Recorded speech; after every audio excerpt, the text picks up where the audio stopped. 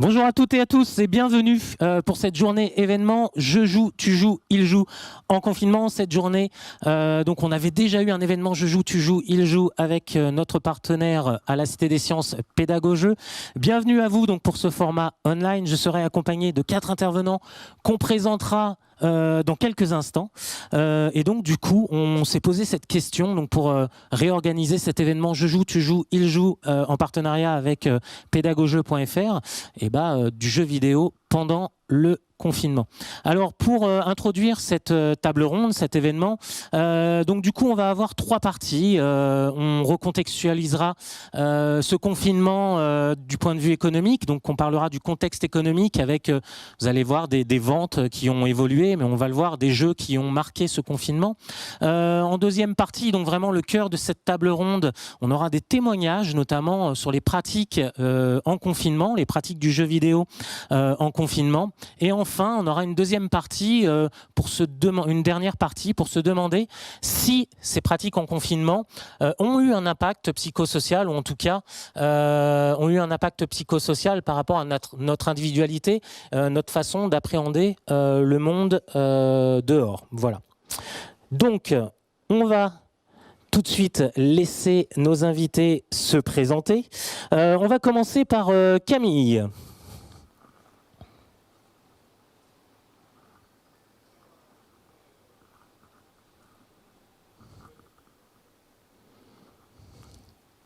Excusez-moi, j'avais pas enclenché le micro. Je recommence. Donc, oui. Moi, c'est Camille Suard et je suis journaliste chez jeuxvideo.com. D'accord. Bon. Autour de Vanessa Lalo, maintenant, de se présenter, notre deuxième intervenante. Bonjour, je suis donc Vanessa Lalo, je suis psychologue clinicienne spécialisée dans les pratiques numériques et les jeux vidéo. Et la question des jeux vidéo a bien sûr été très importante pendant le confinement, mais on aura l'occasion d'en reparler pendant cette table ronde. Merci beaucoup Vanessa. On aura avec nous Olivier Masson-Halimi. Oui, bonjour à tous. Donc, je suis Olivier Masson-Halimi, chargé de mission au sein de la MILDECA, la mission interministérielle de lutte contre les drogues et les conduites addictives. Donc, c'est une autorité qui est placée auprès du Premier ministre et donc qui a pour but de coordonner l'action du gouvernement au sujet donc, des conduites addictives, que ce soit les substances licites ou bien illicites, et plus récemment la question des usages problématiques relatifs aux écrans. Voilà. Et à ce titre-là, on accompagne différents partenaires publics, des associations et aussi des institutionnels pour construire la politique publique et la mettre en œuvre en fonction des orientations du gouvernement. D'accord, merci Olivier. Et enfin, Olivier Gérard, notre deuxième Olivier qui se présente.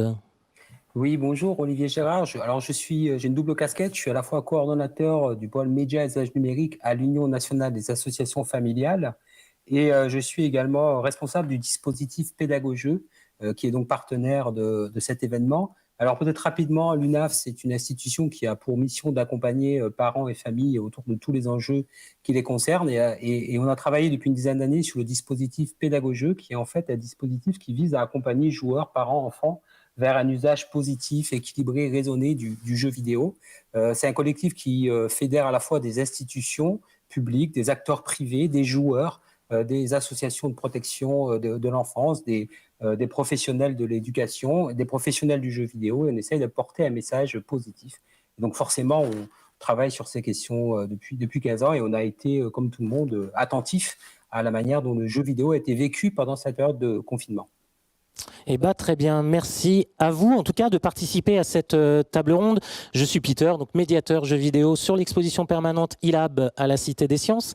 Avant de commencer et de rentrer dans le vif du sujet, vous pouvez nous envoyer vos questions puisqu'on est en live sur les réseaux sociaux, hashtag JV confinement tout attaché, JV comme jeux vidéo confinement tout attaché, et sur bien sûr le chat de YouTube, vous pouvez poser vos questions et on les aura au fur et à mesure. Donc du coup, il est temps d'aborder la première partie de notre table ronde, de recontextualiser ce confinement de façon économique, le contexte économique pendant le confinement. Et on va commencer par une infographie très parlante. On a parlé effectivement de cette industrie du jeu vidéo pendant le confinement. Et effectivement, bon, comme vous le voyez, entre la semaine précédant le confinement, c'est-à-dire la semaine du 9 au 15 mars, on vend à peu près sur la zone EMEA, donc Europe, Moyen-Orient et Afrique, 1 million de jeux au format physique. On parlera des formats dématérialisés après, parce que c'est un point important aussi de cette table ronde. Mais on vend 1 million de jeux au format physique sur la semaine du 9 mars au 15 mars. Et bon spectaculaire, plus 82%, on vend 1,82 million de jeux du 16 mars au 22 mars 2020 avec une augmentation de 82% et un record pour la Grande-Bretagne, plus 218% entre les 2 semaines. Donc effectivement, une infographie qui nous montre qu'il y a des ventes qui explosent littéralement pour cette première semaine du confinement. Alors, justement, les jeux du confinement, on en a tous un peu en tête. Il y a une petite vidéo qui va passer. Et c'est plusieurs types de jeux qui ont marqué ce confinement. Alors peut-être que nos intervenants, on va commencer par Camille, peut-être que vous avez des jeux à vous qui vous ont marqué pendant le confinement. Camille ? Switch le 20 mars dernier, une date qui ne pouvait pas tomber mieux, à vrai dire, vu que c'était au début du confinement. Alors déjà, il faut savoir que sans le confinement, le jeu aurait déjà eu du succès, parce qu'avec le précédent volet qui est sorti sur 3DS, New Leaf, la série a vraiment connu un tournant et a réussi à rassembler de plus en plus d'adeptes. Animal Crossing, c'est quoi? Très brièvement, vous êtes un enfant qui débarque dans un village peuplé d'animaux anthropomorphes et les choses se découvrent grâce à la curiosité, à l'imagination des joueurs, plus que des objectifs. Donc, il n'y a pas de niveau, il n'y a pas de mort. Le pire qui puisse vous arriver, c'est de vous faire piquer par une guêpe et tomber dans les pommes. Du coup, c'est une ambiance vraiment relaxe, il n'y a pas d'obligation, c'est vraiment un jeu détente. Tout de suite, ça a été un succès. Pourquoi? Parce que, en fait, ça a été vraiment le jeu qu'on attendait. C'était la bouffée d'air frais qui nous permettrait de sortir de chez nous et étions déjà alors en confinement. Parce qu'il y a plein d'activités. Il y a de la pêche, il y a de la pêche, il y a plein de choses du coup qui permettent de sortir de chez soi du coup avec ce jeu. On peut aussi jouer avec ses amis en ligne, donc se retrouver pour simuler un apéro ou pour aller faire des concerts, parce qu'il y a aussi des instruments de musique. On peut organiser des petites fêtes, on peut aller sur le musée et fait intéressant, c'est que le musée d'Angers a d'ailleurs organisé gratuitement des visites avec des joueurs, donc il fallait s'enregistrer et du coup le personnel du muséum faisait une vraie visite guidée dans le musée virtuel du jeu. D'accord. Voilà, on peut faire aussi des défilés de mode, jouer les galeries d'art, il y a des petits jeux d'adresse très sympas. En fait, c'est un jeu vraiment qui concerne tous les publics. Il n'y a pas besoin de maîtriser un langage vraiment du jeu vidéo. C'est un jeu familial où tout le monde peut partir en vacances et prendre l'air pendant cette période un peu difficile. Ok, donc selon toi, c'est ça qui a fait le succès d'Animal Crossing? Comment ? Selon toi, c'est ça qui a fait le succès d'Animal Crossing d'un point de vue joueur, journaliste Oui, voilà, c'est ça. C'est que, en fait, il est vraiment tombé au bon moment. Déjà, comme je le disais, il aurait déjà fonctionné. Mais là, il est vraiment arrivé pile au moment où les gens avaient besoin de s'évader, en fait. Et c'était le jeu. Voilà, on arrive sur une petite île déserte où il n'y a pas de contraintes. Donc, et chacun fait ce qu'il veut. Et voilà. Et en plus, on peut retrouver ses amis dans le jeu et puis passer des moments tout à fait sympas et discuter grâce au chat virtuel. D'accord, ok. Donc du coup, oui, avant de réenchaîner, parce que Vanessa avait quelque chose à ajouter d'un point de vue avec un angle plus psychologique. Voilà, oui, c'est vrai que c'est le jeu phénomène. Camille a tout de suite parlé d'Animal Crossing. Meilleur démarrage pour un jeu Switch, c'est les plus grosses ventes d'un jeu au Japon au format physique. Donc vous le voyez là, 11,77 millions sur les 2 premières semaines, un lancement de la version Animal Crossing New Horizon, donc l'épisode Switch le 20 mars en 2 semaines, donc plus de 11 millions d'exemplaires vendus. Vous voyez qu'après ça retombe, hein, donc un lancement fabuleux. Et puis après, donc sur une période de 7 semaines jusqu'au 7 mai, on a plus de 13 millions d'Animal Crossing vendus. Donc c'est vraiment le jeu phénomène de ce confinement. Comme le dirait Tom Nook, ça fait beaucoup de clochettes. Voilà. Vanessa, est-ce que tu veux peut-être commenter pourquoi ce jeu en particulier a eu un tel succès? Oui, alors Animal Crossing, c'est vrai que ça a été un formidable refuge pour les personnes. Enfin bon, on était tous confinés, mais les personnes qui avaient la chance d'avoir une Switch déjà disponible, parce qu'on ne peut plus alors d'acheter pendant le confinement, c'était fâcheux.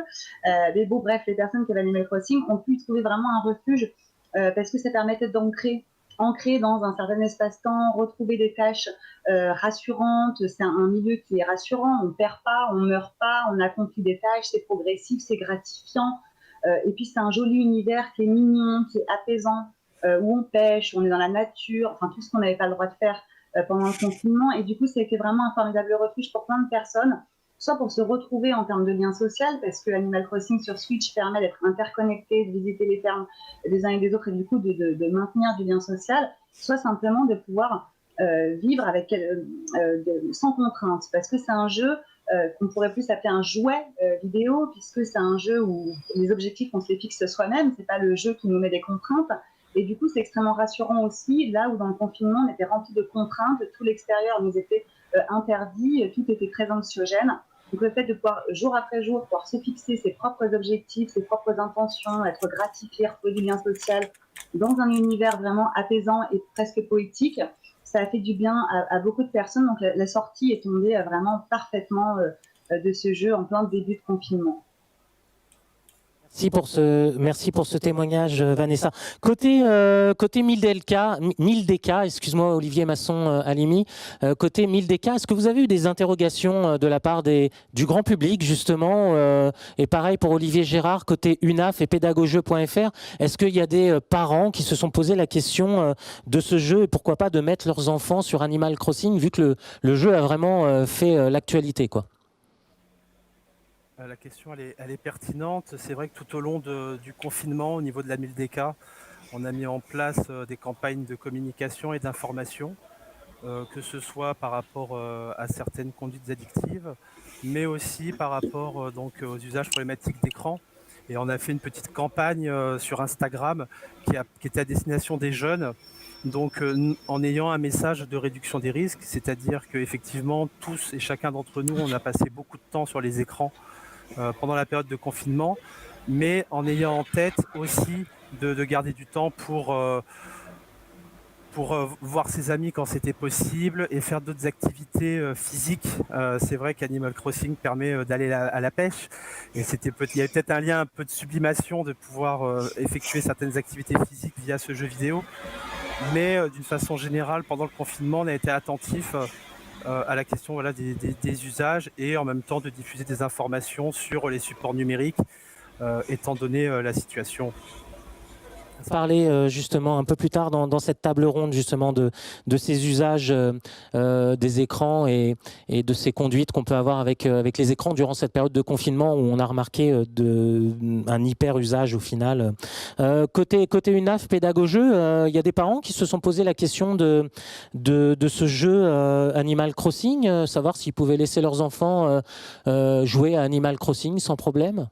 Alors, on a eu beaucoup de questionnements sur le jeu vidéo. Clairement, Animal Crossing, c'est pas un jeu qui a fait l'objet de beaucoup de questions. D'abord parce que c'est un jeu où l'univers, on l'a dit, est très familial. On voit bien que rapidement que c'est un jeu qui se prête bien à du jeu en famille. On a nous-mêmes, d'ailleurs, on a proposé un certain nombre de jeux à jouer en famille sur notre site. Et Animal Crossing apparaissait comme un des premiers qu'on a mis en avant. Donc, de ce point de vue-là, il n'y a pas eu trop de soucis. On avait évidemment... essayer de mettre en avant des jeux qui ne posaient pas de difficultés. Ce qu'a dit Vanessa est assez juste. Ce qu'on a remarqué aussi, nous, dans Animal Crossing, et ça peut être aussi une explication, c'est que c'était un jeu qui avait déjà une histoire, qui avait quand même déjà eu un relatif succès, donc qui était connu. Et ce qui est ressorti, on a questionné, nous, des parents, tout au long du confinement, pour savoir non pas les jeux nouveaux qu'ils avaient achetés ou qu'ils avaient découverts, mais les jeux auxquels ils avaient joué en famille ou les jeux auxquels leurs enfants avaient joué ou eux-mêmes. Et il ressort quand même, et Vanessa l'a dit à plusieurs reprises, cette notion de réassurance et d'assurance aussi dans un contexte d'incertitude. On était tous en recherche de certitude. Et c'est vrai qu'Animal Crossing, ayant déjà une histoire, c'est quelque chose qui était assez bien identifié, assez connu malgré tout. Ça rassurait et ça nous remettait des certitudes dans cette période d'incertitude.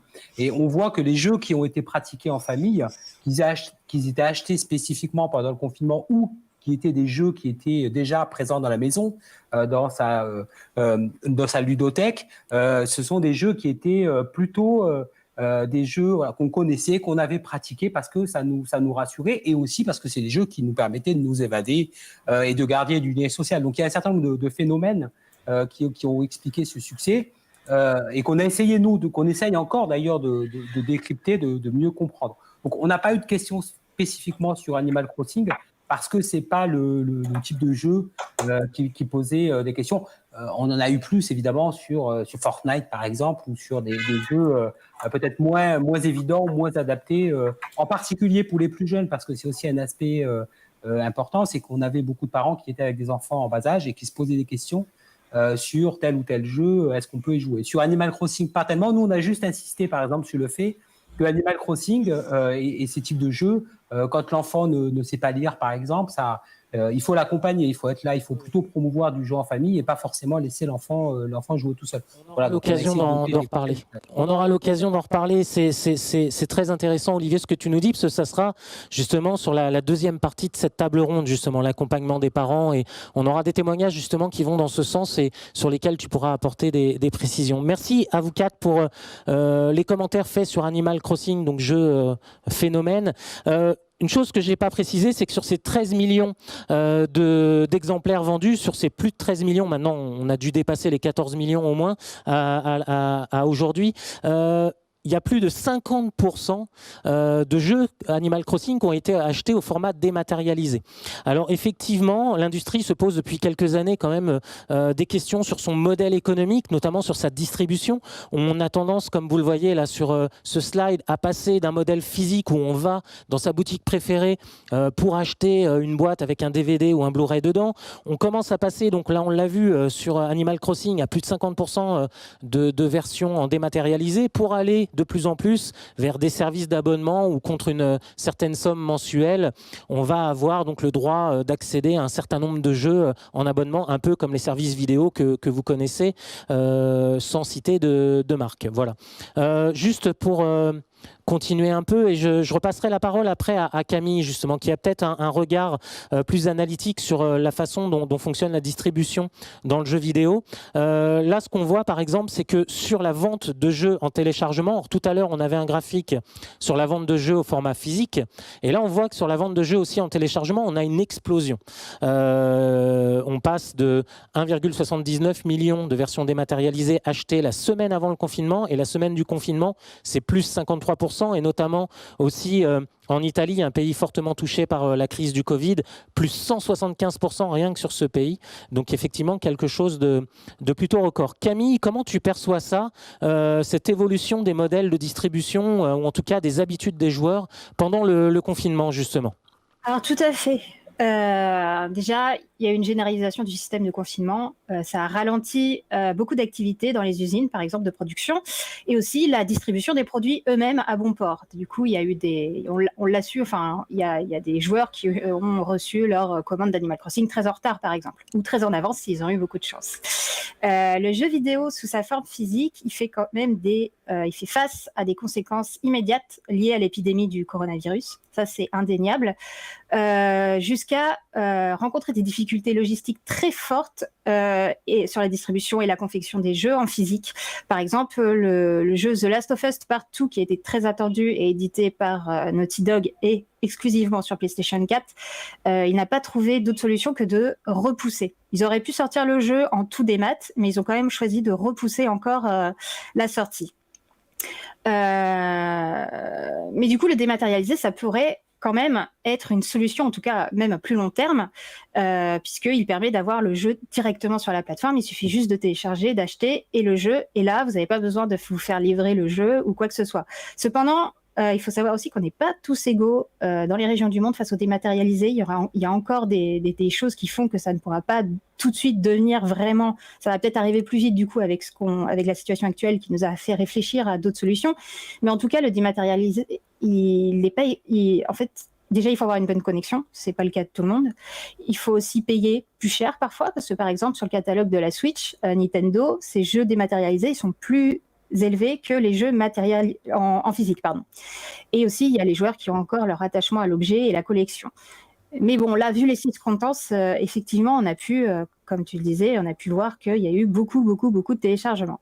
Donc ça peut être une solution, mais il y aura toujours des jeux physiques, ça c'est sûr, pendant encore un grand moment. D'accord. Je voulais revenir justement, alors c'est dans le déroulement, on a une partie qui a été un peu zappée, c'était les jeux du confinement. On a une question de génocide qui nous demande à quoi ont joué nos intervenants pendant le confinement. C'est vrai qu'on est tout de suite parti sur Animal Crossing, mais le but c'était d'évoquer aussi pour vous, je sais qu'avec Vanessa, on avait en préparant cette table ronde, elle m'avait parlé de Hay Day. Bah, peut-être que Vanessa, tu veux commencer, puis après chacun, votre jeu du confinement en quelques instants, voilà, pour répondre à cette question. C'est un peu la honte là, tu viens de balancer mon jeu intime. Non, mais j'aime bien Hay Day, le petit jeu de ferme. Mais bon, c'est pas le jeu le plus qualitatif, mais c'est vrai que c'est un peu à l'image d'Animal Crossing, quelque chose d'un petit peu régulier, rassurant. Je trouve ça voilà, rigolo. Après, le jeu auquel j'ai le plus joué pendant le confinement, c'était StarCraft, parce que je suis voilà, fan de StarCraft, et ça, c'est quand même un vrai bon jeu. Donc, je préfère qu'on parle de ce jeu-là plutôt que de Hay Day en ce qui me concerne. Mais pendant le deuxième mois du confinement, je n'avais pas Internet. J'ai eu un gros problème avec mon fournisseur d'accès. Donc, j'ai été privée de toute ma vie, de tous mes contacts et de jeux vidéo. Donc, j'ai pas joué tant que ça. Camille, est-ce que toi, tu nous as parlé d'Animal Crossing un tout petit peu parce que tu as dû le tester. Tu as un jeu du confinement? C'est vrai qu'on a passé rapidement sur cette question. Je voulais vous faire intervenir là-dessus. J'avoue que j'ai surtout joué à Animal Crossing. Après, j'ai eu d'autres tests, mais sinon, là, j'avoue, j'ai un petit trou. Si ça te revient, n'hésite pas à nous le dire. Ça va me revenir. Mais Olivier Masson-Alimi, est-ce que toi, tu as un jeu peut-être qui est revenu pendant ce confinement? Peut-être un jeu auquel tu n'avais pas consacré assez de temps, puis tu t'es dit, bah là, pendant le confinement, c'est le moment. C'est une question qui est intéressante. Il y avait un côté un peu rétro gaming aussi avec ce confinement. Donc pour ma part, moi j'ai ressorti Age of Empires 3. Donc j'ai repassé un peu de temps à faire les campagnes. Et sinon, j'ai repris le jeu Stalker Call of Pripyat, qui est du coup un FPS qui est dans un univers post-apocalyptique que je trouve vraiment très intéressant, avec un gameplay particulièrement réussi et avec une ambiance aussi qui est assez pesante et qui j'avais un petit peu oublié ce genre d'émotions et de sensations. Et donc voilà. Et sinon aussi Counter-Strike, mais c'était pas très brillant pour ma part. Et donc, Olivier Gérard, est-ce que tu as un jeu qui illustrerait ton confinement? Alors, j'ai pas mal joué à Crusader Kings de 2 parce qu'il y a le 3 qui sort et j'aime beaucoup ce type de jeu, mais peut-être j'ai pas mal fait aussi, et c'est Olivier qui m'a fait penser à voir son siège.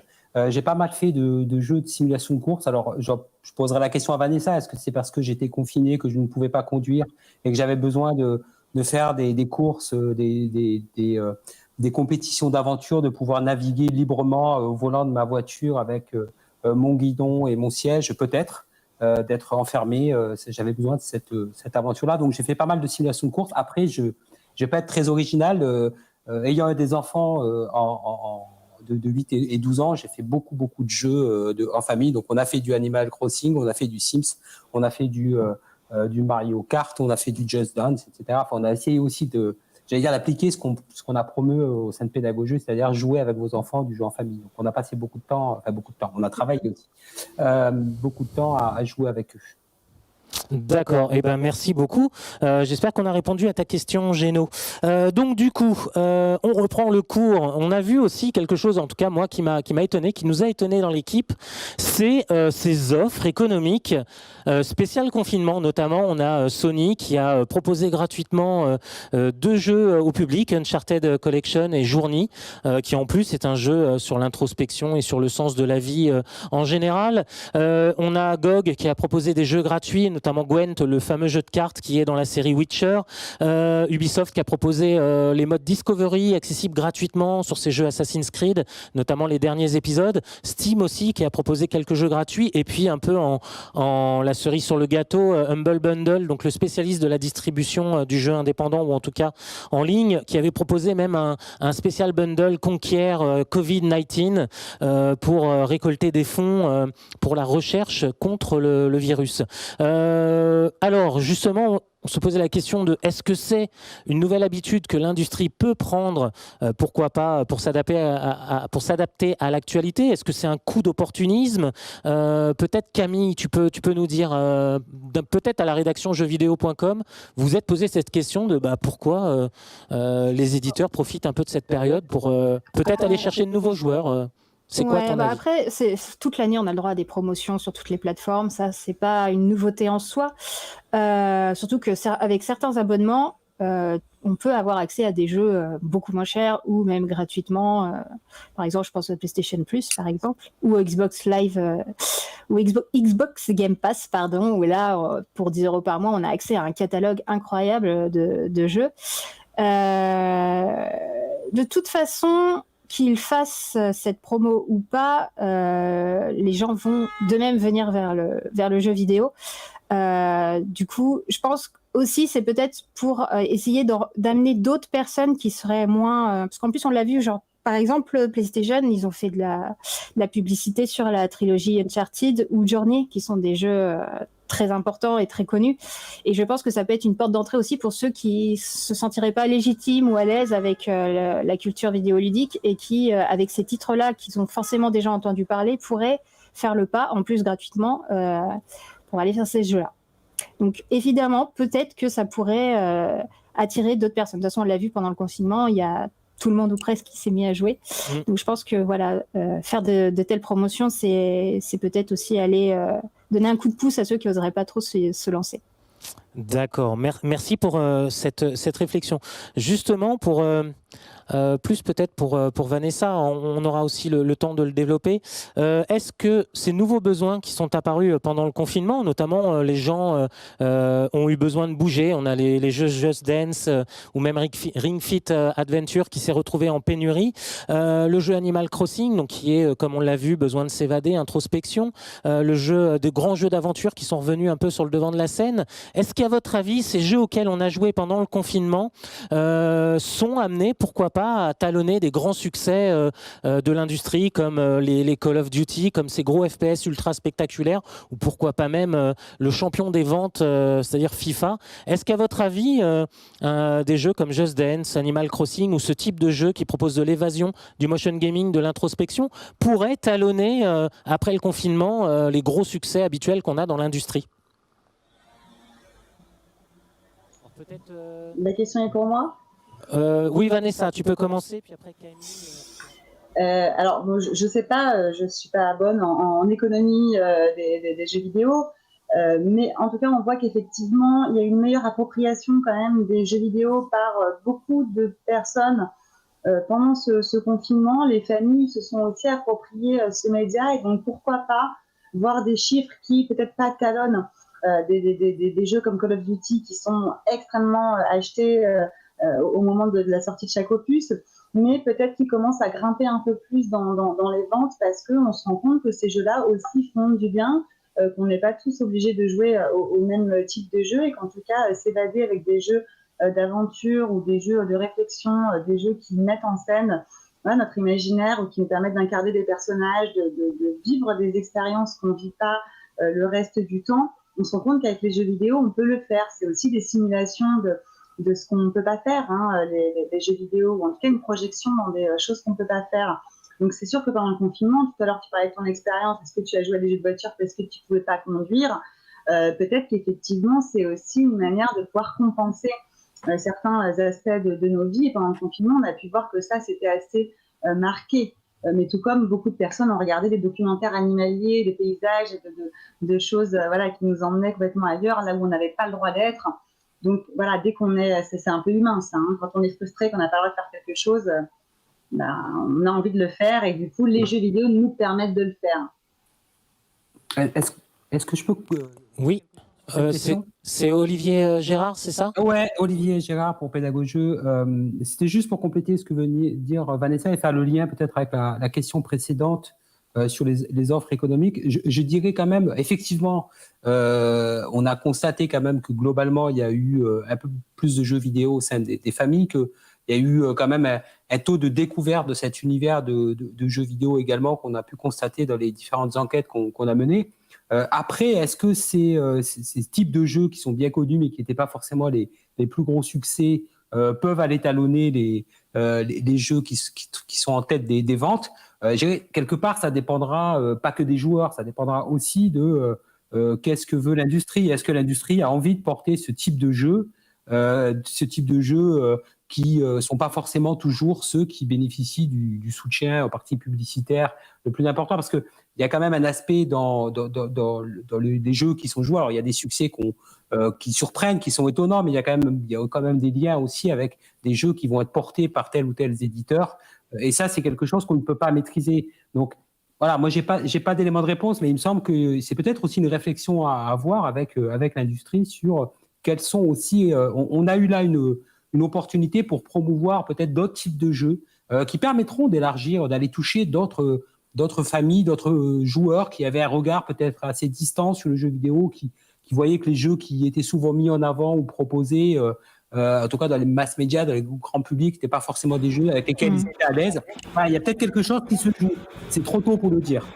D'accord. Ouais. Ok. Et Camille, du coup, est-ce que tu vois ces nouveaux jeux, le motion gaming, des jeux plus introspectifs, des jeux plus basés sur l'évasion qui proposent de grandes aventures, après le confinement, continuer à connaître des succès ou en tout cas à l'étalonner un peu les gros cadors du jeu vidéo? Je pense qu'il y a eu beaucoup de mise en avant de jeux justement très différents et un peu aussi, et on a été chercher des jeux qui sortent un peu de tout ce qu'on peut voir sur les publicités à la télé ou que sais-je. Il y a eu beaucoup de partage sur les walking simulators, ces jeux comme Firewatch ou même un peu Death Stranding, même si c'est un peu plus compliqué. C'est vraiment des jeux où on s'évade, où la plupart du temps, notre action, c'est juste de marcher, d'avancer dans la nature. Et en fait, ça permet une certaine... déjà, ça nous permet de nous évader. Et ça amène aussi une certaine réflexion sur le jeu vidéo et le joueur, et de son impact aussi sur en tout cas sur l'environnement du jeu qui est mis en avant. Et ça permet de sortir de chez soi, mais depuis son canapé. Et ça, ce sont des jeux qui... Quand on est joueur, on connaît forcément ces noms-là sans avoir pour autant touché. Mais là, j'ai trouvé ça intéressant de les mettre en avant pour essayer de conquérir des nouveaux joueurs et des nouvelles joueuses qui, justement, ont peut-être une image un peu faussée du jeu vidéo et qu'il existe d'autres jeux vidéo. Pareil, on a la plateforme Itch qui regroupe beaucoup de petits jeux indépendants de grande variété. Et il y a eu pas mal de bundles, on en parlait tout à l'heure, et ça a permis aussi, je pense, de donner une autre image du jeu vidéo. Voilà. D'accord, justement, ça permet d'introduire un peu les réflexions sur cette première partie contexte économique. Donc tu l'as un peu dit, quelles leçons à retenir pour l'industrie? Peut-être de mettre des jeux auxquels on est moins habitué, ou en tout cas des jeux moins mis en avant par les médias. Et la conséquence sur nos habitudes, alors peut-être côté 1000DK et côté UNAF Pédagogeux, est-ce qu'à votre avis, les habitudes, et ça va nous permettre de faire une transition sur la deuxième partie, est-ce que ces nouvelles habitudes de jouer à des jeux auxquels on n'a pas justement... auxquelles on ne pense pas forcément. Est-ce qu'à votre avis, elles vont perdurer dans l'industrie? Est-ce que l'industrie va mettre les moyens peut-être sur les jeux dont parlait Camille, les walking simulators, ces jeux qui sont peut-être plus contemplatifs ou qui nous renvoient un peu plus sur des réflexions, des choses comme ça? Côté 1000DK, peut-être pour commencer, et puis après, je laisserai la parole à Olivier Gérard de UNAF et pédagogeux.fr. Oui, tout d'abord, par rapport à ce qui a été dit précédemment, c'est vrai qu'on peut voir que même de la part de certaines marques, historiques du jeu vidéo, elles ont tendance à aller vers le cloud gaming. Ça, c'est pour compléter ce qui a été dit tout à l'heure sur un petit peu la poursuite dans le secteur économique. Ensuite, au niveau de la 1000DK, on n'est pas forcément aussi intéressé à catégoriser les différents types de jeux, de savoir, parce qu'on sait aussi qu'il y a des modes dans l'histoire du jeu vidéo, il y a aussi des styles qui apparaissent. Mais par contre, là, l'élément qui peut être intéressant, c'est de voir finalement comment, pendant le confinement, il y a certains jeux vidéo, surtout collaboratifs par exemple, qui ont permis du coup de favoriser l'entre-soi et qui ont permis des jeux vidéo qui ont permis de garder le lien social avec ses proches ou avec sa famille. Par contre, ce qui va nous intéresser, c'est de savoir quelle va être la pérennité de ces usages, et plus particulièrement des usages qui posent problème, pas les usages du grand public, mais les usages qui peuvent être problématiques. Et donc à ce sujet, c'est vrai que les jeux contemplatifs, les jeux qui sont dans un environnement qui sont peut-être un peu plus propices à l'évasion et à la réflexion, ce serait intéressant de voir voilà, quelle place ils peuvent avoir et comment peut être, comment les joueurs peuvent, qu'est-ce qui va être généré par ces jeux-là, pour les opposer par exemple à des jeux notamment qui mettent en avant la compétition, avec lesquels on sait que ça va générer des comportements d'agressivité et ainsi de suite de la part de certains joueurs. On en parlera justement, c'est vraiment l'impact psychosocial dont on parlera en toute fin de cette table ronde, mais on aura l'occasion d'en parler, Olivier Masson-Halimi. Voilà. Allez, on enchaîne sur la deuxième partie, vraiment le cœur de cette table ronde, les pratiques du jeu vidéo en confinement. Et vous allez voir, on a des témoignages qui nous ont nous-mêmes surpris. C'est vrai qu'on peut avoir des points de vue, chacun à la Cité des Sciences, et on a été surpris, agréablement surpris par certains des témoignages. Je commence par une infographie. Voilà, c'est Source Adopi qui s'est penché donc, sur le jeu vidéo pendant le confinement. Et donc, on a 54% de la population interrogée qui dit avoir plus joué qu'avant le confinement. Donc il y a quand même quelque chose qui s'est passé pendant ce confinement. Vous l'avez soulevé, vous l'avez déjà évoqué. Donc oui, les habitudes ont changé, les pratiques ont changé. On a 41% de la population interrogée qui dit effectivement qu'ils n'ont pas plus joué ou moins joué, ils ont autant joué, et 5% qui ont moins joué. Mais c'est vrai que ce qui est à noter, c'est ces 54% de personnes interrogées qui disent avoir plus joué. Donc le confinement a bien eu des conséquences sur la pratique des joueurs, ou en tout cas des non-joueurs et des joueurs. On va commencer par le premier témoignage qu'on va lancer dans quelques instants. Ce qu'on fait, c'est qu'on passe le témoignage, donc vous allez l'entendre, vous allez le voir sur YouTube, et après je reprends la parole et vous pouvez bien sûr commenter. La première série de témoignages va répondre à cette question: avez-vous joué différemment pendant le confinement? C'est la question 1 qu'on lance tout de suite.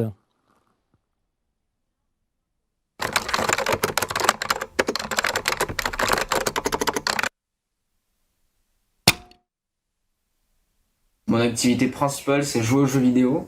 Je joue beaucoup et le confinement, ça m'a pas tant changé que ça.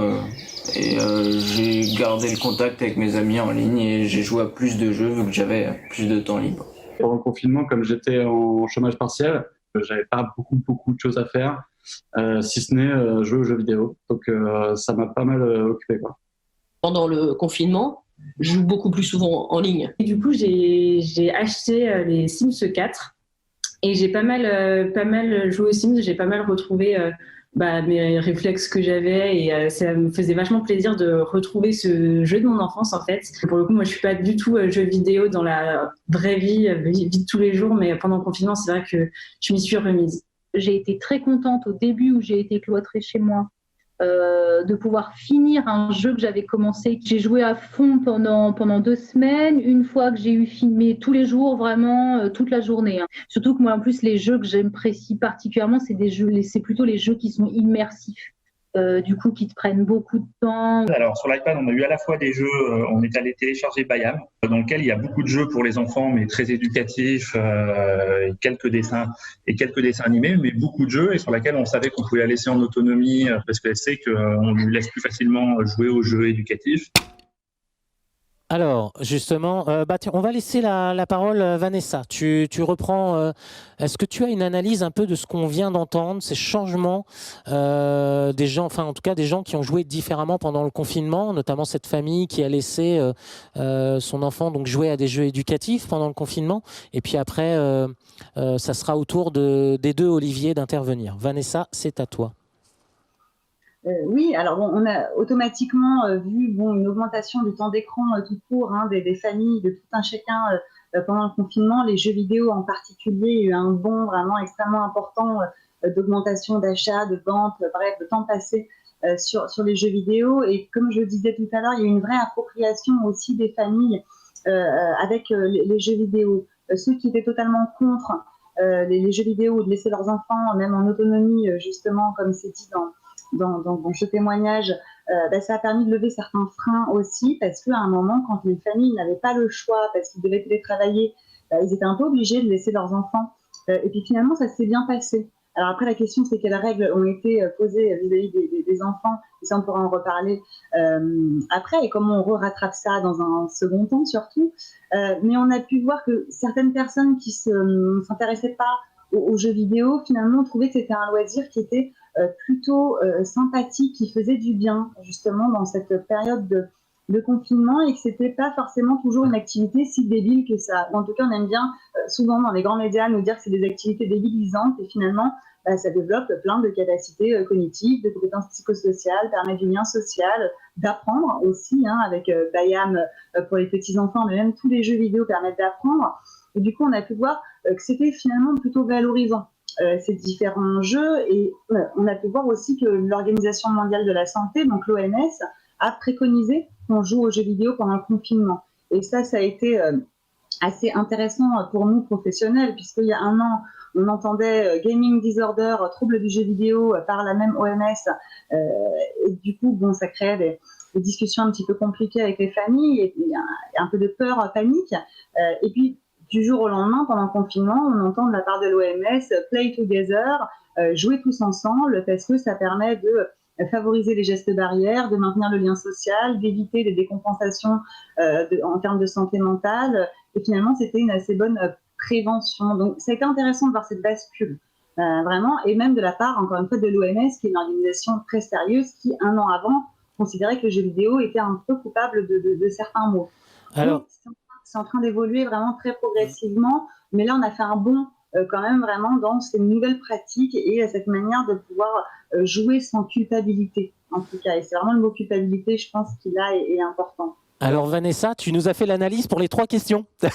Je ne sais pas comment mais c'est très bien, comme ça on aura plus de place pour... J'avais promis aux deux Olivier de prendre la parole. On a une question, n'hésitez pas à envoyer vos questions, c'est sur le chat YouTube.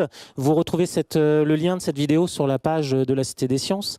On a une question donc de Erwan, et n'hésitez pas à nous envoyer vos questions sur YouTube ou avec le hashtag sur les réseaux sociaux JV confinement tout attaché.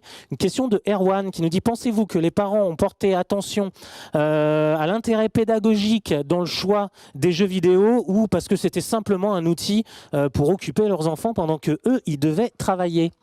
Peut-être Olivier Gérard, est-ce que tu as un avis là-dessus? Est-ce que tu penses que les parents ont porté vraiment un intérêt à savoir si le jeu vidéo allait apporter quelque chose de pédagogique à leurs enfants, ou est-ce que c'était un outil pour tout simplement occuper leurs enfants parce qu'ils avaient des impératifs? Alors, j'ai non seulement un avis, mais je disais tout à l'heure qu'on avait questionné des parents depuis un certain temps, et du coup, on les a questionnés sur... pourquoi est-ce qu'ils avaient, qu'est-ce qu'ils avaient recherché dans l'utilisation du jeu vidéo, ou de laisser leur enfant jouer un peu plus aux jeux vidéo? Parce que je suis assez d'accord avec Vanessa, effectivement, ça a été un moment de plus grande souplesse dans l'univers des jeux. Nous-mêmes, d'ailleurs, on n'a pas incité les parents, mais on a essayé de déculpabiliser les parents en leur disant, effectivement, en particulier pour les jeunes, les parents d'adolescents, l'important c'était de rester confinés, d'éviter que les adolescents sortent, et donc il était probablement nécessaire que les enfants passent plus de temps devant les écrans et probablement plus de temps devant les jeux vidéo. Donc l'idée c'était de les déculpabiliser, et du coup on leur a demandé qu'est-ce qu'ils ont trouvé. Ce qui ressort, c'est qu'effectivement les principales motivations, c'était occuper les enfants.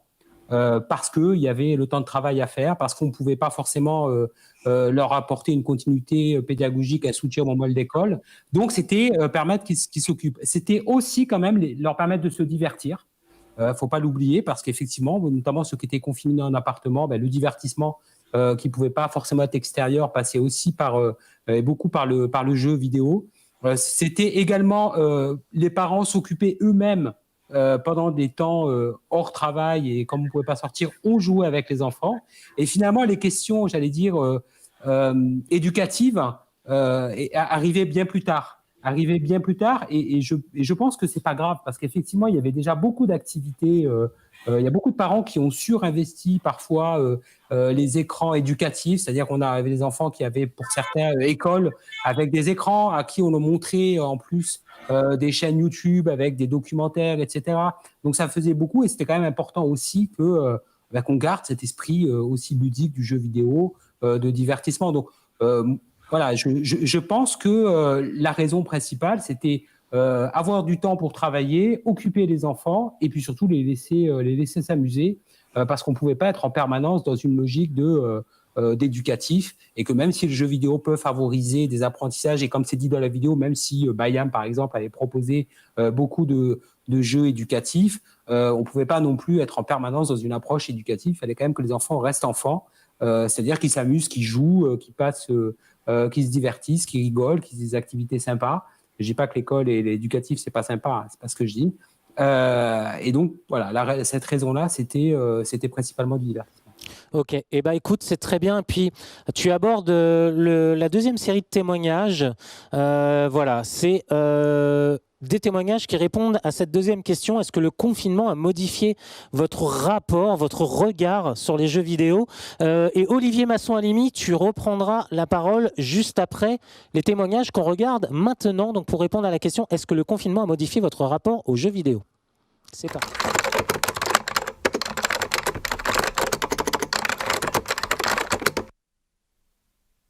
De mon côté, moi, ça a quand même modifié mon rapport aux jeux vidéo, dans le sens où j'ai recommencé à jouer. Donc, quand j'étais jeune, je jouais beaucoup aux Sims. Ce dont je me suis rendu compte, c'est qu'avec ce système-là de jeu et de chat en même temps, tous ceux qui étaient confinés, même seuls, aucun de nous ne s'est senti isolé. Parce que tous les soirs, on savait qu'on irait faire un jeu, qu'il y avait un ailleurs qui est l'univers du jeu, qu'il y avait d'autres gens qui sont les gens avec qui on joue. Les jeux, c'était un bon moyen de nous décharger, en fait, de la laisser jouer en toute sécurité. Et on lui a fait découvrir le jeu de la ferme, ce qu'elle appelle le jeu de la ferme, qui s'appelle Hay. Tous les jours, en fin de matinée et en fin d'après-midi, elle s'occupe de sa ferme. Alors, c'est pas hyper éducatif, hein, mais c'est une récurrence. On a laissé Anaë toute seule avec une tablette. On n'avait pas forcément bonne conscience, mais c'était la solution pour avoir du temps pour travailler, puisqu'on était tous les trois à la maison, qu'il fallait qu'on travaille. Je trouve que ça n'a pas changé grand-chose à mon rapport aux jeux vidéo normal. Le seul truc, c'est que c'était plus intensif, parce que là, j'ai pu jouer non-stop tous les jours, tout le temps, pendant juste 3 semaines. Finalement, tout le reste du temps, j'ai fait d'autres choses. J'ai pas eu besoin de me créer une communauté ou je sais pas quoi. Non, enfin, voilà, c'est bien avec moi. Je me suis intéressé à plus de styles de jeu. J'ai acheté des nouveaux, c'est des RPG, c'est différent de ce que je joue d'habitude. J'ai trouvé quand même que c'est plutôt positif, parce que le fait de jouer en ligne lui a permis de garder un lien tout le temps avec ses copains. En fait, c'était vraiment quelque chose qui m'occupait pendant le confinement, je pense, qui remplaçait un peu ma vie sociale. Et c'est vrai que beaucoup de mes amis avaient réinstallé le jeu, et du coup, on était tout en train de jouer, on se racontait un peu les aventures de nos Sims, etc. Mais depuis le déconfinement, c'est vrai que je crois que personne n'a retouché au jeu pour l'instant, en tout cas. Voilà, donc effectivement, de nouveaux regards pendant ce confinement par rapport aux jeux vidéo. Olivier Masson-Halimi, un commentaire sur ce qu'on vient d'entendre, et puis pourquoi pas reprendre un peu ce que tu as entendu sur le premier témoignage. Alors par rapport à la question, Du coup, ça me permet de m'interroger finalement sur la définition du jeu vidéo, parce que c'est vrai qu'on parle beaucoup là du jeu vidéo sur les supports plutôt console et le jeu vidéo un peu historique et aussi industriel. Faut aussi avoir en tête que le jeu vidéo peut se pratiquer sur smartphone et que ce n'est pas forcément le même public qui est présent, et d'avoir aussi en tête peut-être un jeu vidéo qui est moins abouti pour les puristes entre guillemets, mais qui est aussi partagé par d'autres profils de joueurs ou de joueuses. Par rapport au confinement, est-ce que ça a modifié le rapport aux jeux vidéo? C'est une question qui est assez délicate, et dans le sens où finalement on peut observer que le confinement a accentué par exemple des vulnérabilités qui pouvaient exister en amont, et en même temps si on prend par exemple les études qui commencent à publier leurs premiers résultats, on voit bien qu'il y a des pratiques numériques qui sont différentes en fonction des profils sociodémographiques des familles, des personnes, en fonction qu'on soit en ville ou à la campagne. Il y a tout un ensemble de critères qu'il est nécessaire de prendre en compte pour affiner les réponses qu'on peut apporter à cette question. Par contre, je note par rapport aux témoignages, il y en a un que je trouvais particulièrement intéressant, c'est le lien entre le jeu vidéo et l'aspect réseau social. Et c'est vrai que de plus en plus, on a une intégration des usages numériques.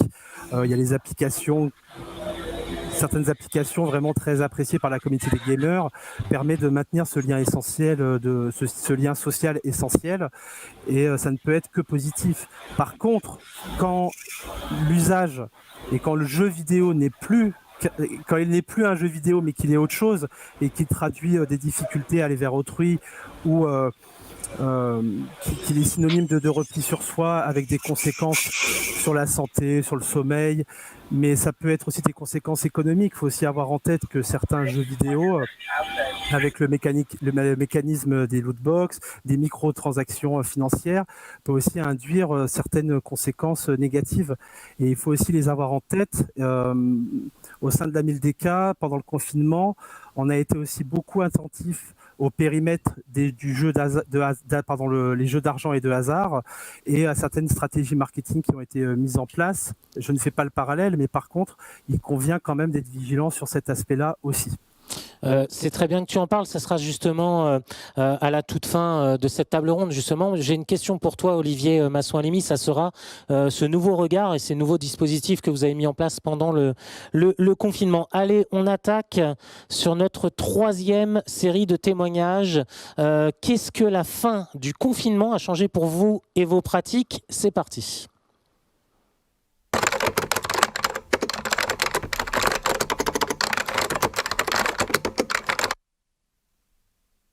Du coup, ce qui au départ n'était qu'un groupe de jeux est devenu au fil du confinement un groupe d'amis, de gens beaucoup plus intimes qu'avant.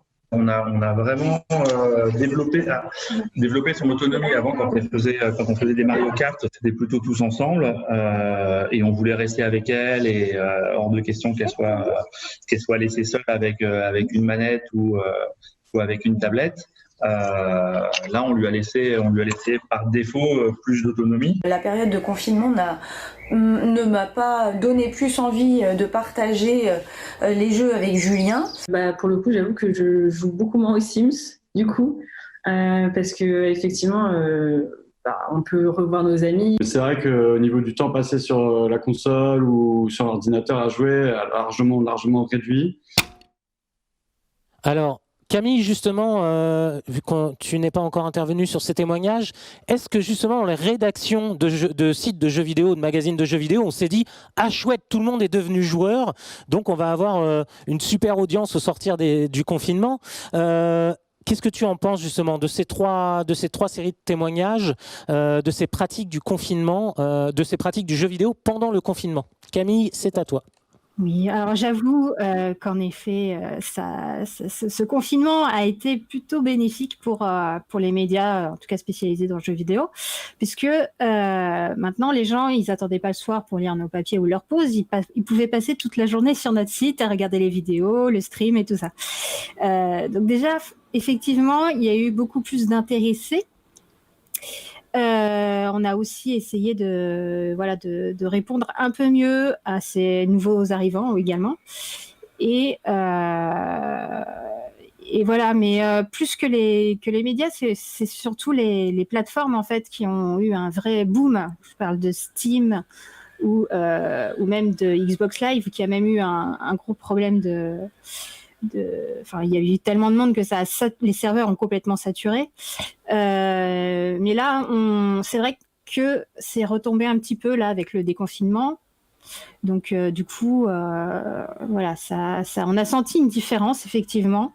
Les gens se sont intéressés, ils se sont plus intéressés, et il y a ceux aussi qui sont arrivés un peu après, comme des nouveaux lecteurs. D'accord, ok. Ben, merci pour ce témoignage. Justement, donc pour conclure cette deuxième partie, là, ça sera peut-être aux deux Olivier de répondre, et puis pourquoi pas Vanessa de conclure sur cette deuxième partie. Alors avec 3 questions en fil conducteur, quelle prise de conscience et quel nouveau regard vous avez peut-être vu à travers ces témoignages. Que penser, alors je crois que c'est Vanessa qui l'avait évoqué, que penser du repositionnement de l'OMS, ou en tout cas de cette déclaration presque contradictoire de l'OMS qui en janvier 2018 déclare le trouble du jeu vidéo comme une maladie, puis au début du confinement on nous dit finalement si vous êtes confiné, jouer aux jeux vidéo ça vous fera peut-être du bien, et puis enfin est-ce que c'est une période qui pose de nouvelles questions sur les facteurs d'utilisation qui nous permettra de faire la transition vers notre dernière partie, c'est-à-dire est-ce que c'est une période qui nous a posé cette question de pourquoi on joue aux jeux vidéo, et juste après on aura une question d'un des spectateurs. Voilà. Alors un des deux Olivier, peut-être Olivier Gérard, et puis Vanessa en conclusion des deux Olivier. Je ne vais peut-être pas répondre à toutes ces questions. Ce qui est intéressant de constater, nous on a constaté par exemple qu'il y avait quand même quelques reconfigurations dans la manière dont le jeu se joue en famille, avec beaucoup plus de jeux entre parents et enfants, avec plus de jeux entre fratries. Et donc, du coup, d'essayer de trouver des points de convergence ou des jeux qui sont accessibles pour tout le monde. Et ça, c'est plutôt quelque chose d'intéressant, avec pas mal de témoignages, on l'a déjà dit, mais de parents et d'enfants qui ont essayé de s'ouvrir, de découvrir de nouveaux jeux aussi, d'aller vers d'autres univers, d'autres types de jeux.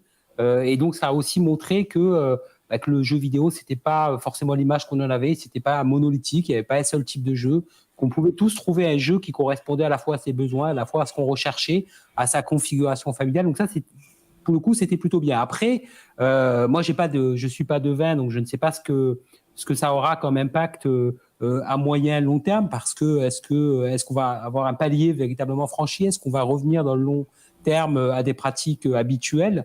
Honnêtement, je ne sais pas. Ça dépendra aussi de comment ça va s'entretenir. Et est-ce que ça a été vraiment un changement en profondeur sur une période de 3 mois? C'est beaucoup à la fois et en même temps, c'est pas si long que ça. Donc ça, on verra. Je peux pas répondre. Sur la question de l'OMS, moi, j'étais pas totalement surpris parce que je trouve que c'était finalement d'abord une position plutôt courageuse. Parce qu'on était quand même dans un contexte où il y avait une explosion de pandémie, où l'angoisse, elle était quand même plutôt sur un public, on va dire, grands adolescents, jeunes adultes. Ça venait à un moment où on était quand même dans une incertitude très forte. Et l'important, c'était vraiment de réussir le confinement et de faire en sorte qu'on reste confinés tous. Et encore une fois, si le jeu vidéo était une réponse, et puis ça montrait aussi que quelque part, quand on disait c'est pas en 15 jours qu'on crée une forme de dépendance au jeu, si tant est qu'il y ait une dépendance, ça montrait que finalement c'était relativement le cas. Donc je trouve que c'était plutôt une position plutôt courageuse et c'était bien de la faire. Et nous-mêmes, encore une fois, on a dit là l'urgence c'est de confiner les gens, c'est que les gens soient confinés. Si on arrive à faire passer les messages, ou si on arrive à réussir ce confinement en utilisant les jeux vidéo, allons-y. Et je trouve ça plutôt bien que l'OMS ait pris cette position-là. Voilà. D'accord. Olivier Masson-Alimi, peut-être pour répondre à une de ces questions, quelle prise de conscience et regard, que penser du repositionnement de l'OMS, et est-ce que c'est une période qui pose de nouvelles questions sur nos facteurs d'utilisation du jeu vidéo? Je vais poursuivre un peu dans la continuité de ce qu'a dit Olivier Gérard, c'est-à-dire qu'à ce jour, il est important d'attendre déjà ce que le long terme va donner par rapport à cette période assez inédite du confinement. Voilà, déjà il y a cette partie-là qui est importante. Ensuite, au niveau de la MILDECA, l'action de la MILDECA, elle repose sur l'état de la science. Donc à partir de là, effectivement, l'année passée, lors de la dernière Assemblée mondiale de la santé, a été mis en avant et reconnu le trouble du jeu vidéo, sachant qu'à ce jour, le trouble du jeu vidéo n'est pas encore inscrit dans la future classification internationale des maladies, ce qui sera le cas en janvier 2022. Donc je pense qu'il y a aussi des travaux encore en cours au niveau de l'OMS. Après, par rapport au discours trouble du jeu vidéo et finalement le Play Apart Together de cette année, il ne me semble pas que ce soit contradictoire. On peut très bien, et c'est notre position, c'est-à-dire que dans la majorité des cas, le jeu vidéo est un loisir tout public, positif, bienveillant, qui permet de passer un moment intéressant. Mais par contre, dans certains cas, et les cas les plus pathologiques, le jeu vidéo peut être une activité d'un ordre à peu près similaire à d'autres, qui renvoie à un comportement à risque et problématique. Et ensuite, par rapport aux facteurs d'utilisation, je pense que la question renvoie finalement aux facteurs psychosociaux, peut-être, aux facteurs de vulnérabilité. Pour l'instant, on est en attente des études qui ont eu lieu et qui se sont déroulées pendant le confinement pour mieux apprécier les choses. Mais de façon générale, si je m'extrais un petit peu de la période que nous avons vécue du confinement, on peut remarquer que certaines études mettent aussi en avant les usages problématiques autour des réseaux sociaux et pas forcément autour du jeu vidéo. Donc il y a peut-être aussi un changement ou une ouverture par rapport aux pratiques numériques et par rapport aux pratiques en ligne qui pourraient être les plus problématiques. Et quand je parle des réseaux sociaux, je parle notamment du lien entre certaines conduites problématiques autour des réseaux sociaux à l'âge de l'adolescence où les jeunes sont en recherche d'eux-mêmes, de leur identité, et qu'il est mis en avant par les experts que certaines vulnérabilités psychosociales engendrent des comportements assez excessifs et qui peuvent être délétères pour la santé. Et ben justement, ça me permet de faire une transition vers Vanessa. On a une question sur les réseaux sociaux. Mon enfant n'arrive plus à décrocher des jeux vidéo. Comment le remettre dans des conditions de scolarisation normales ? Peut-être que cet enfant a trop joué pendant le confinement et que les parents se disent « mince, qu'est-ce qui va se passer quand l'école va reprendre ?» Vanessa. Alors, je rebondis juste sur le propos d'Olivier juste avant. Je ne disais pas que c'était contradictoire le positionnement de l'OMS, mais on voit qu'il y a quand même une évolution entre pointer des usages problématiques sur le jeu vidéo et ne rien en dire en tout cas de positif ou de valorisant. Et là, actuellement, ou en tout cas pendant le confinement, aller recommander de jouer, ce qui pourrait justement mener à des usages problématiques. Donc ça va aussi nous permettre de réfléchir peut-être à ce que ces excès peuvent générer. Et du coup, j'en arrive à la question qui m'est posée.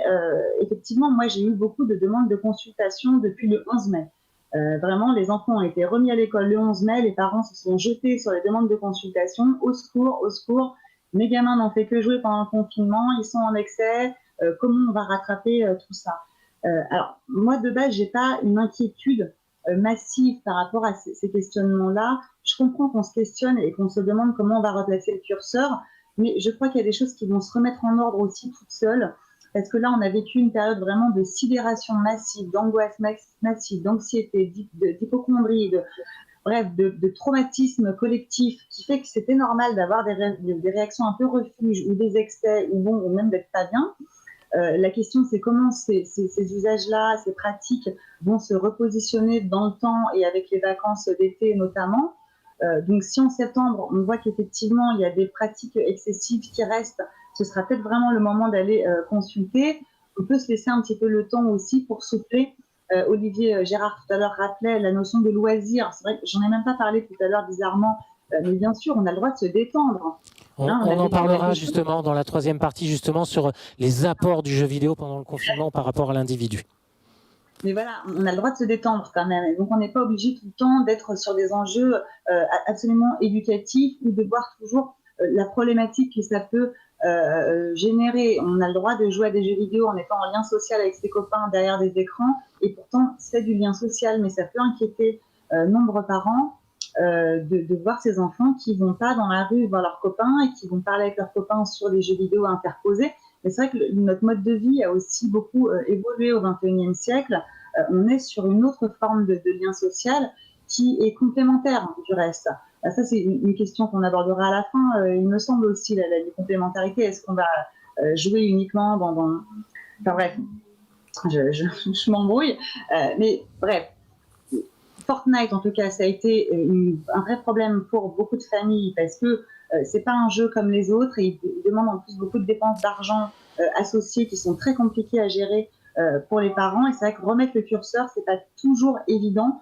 Moi, mon meilleur conseil à donner aux parents, c'est déjà de parler avec les enfants des jeux vidéo, de s'intéresser à leur partie, de bien comprendre comment marche chacun des jeux vidéo pour pouvoir poser un cadre pertinent qui va avec la pratique des jeux de chacun et de faire des pactes de confiance.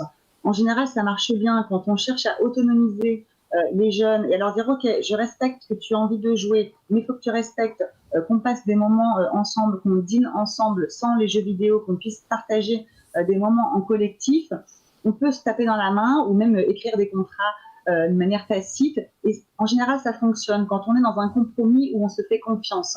Ce qui ne marche pas, c'est quand les parents posent des cadres qui sont trop resserrés et que l'enfant va chercher à duper ses parents parce que pour lui, ça ne correspond pas à sa réalité. Il pense que ses parents n'ont rien compris. Et si les troubles ils persistent dans le temps, effectivement, aller consulter peut être nécessaire, pas forcément pour une notion d'addiction ou d'usage excessif, mais ça peut recouvrir plein de problématiques de phobie sociale, de phobie tout court, de phobie scolaire, de décrochage scolaire, d'enfants surdoués au potentiel.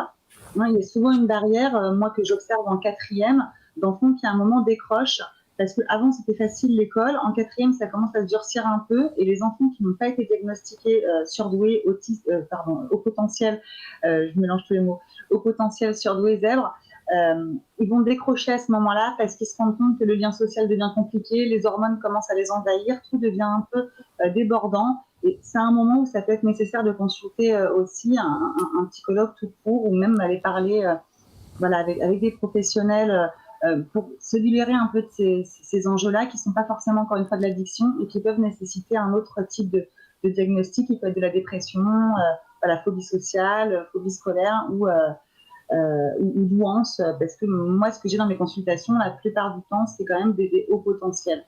D'accord, donc on aura bien compris qu'il faudra remettre en place un accompagnement, un réaccompagnement peut-être, et pourquoi pas une consultation. Et puis bien sûr, vous avez, je le rappelle, le site de l'UNAF, le projet pédagogeux.fr et aussi le site 1000DK si ces questions ont besoin de réponses.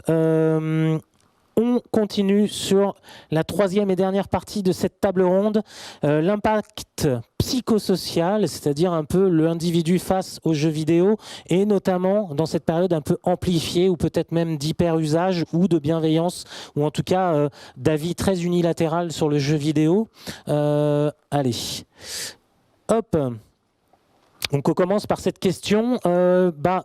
On va faire dans l'ordre inverse. Camille, si tu veux apporter ton intervention tout de suite. Donc, qu'est-ce que le jeu vidéo peut nous apporter en période de confinement? Camille, les deux Olivier, puis Vanessa pour conclure sur cette question. Qu'est-ce que le jeu vidéo peut nous apporter en période de confinement?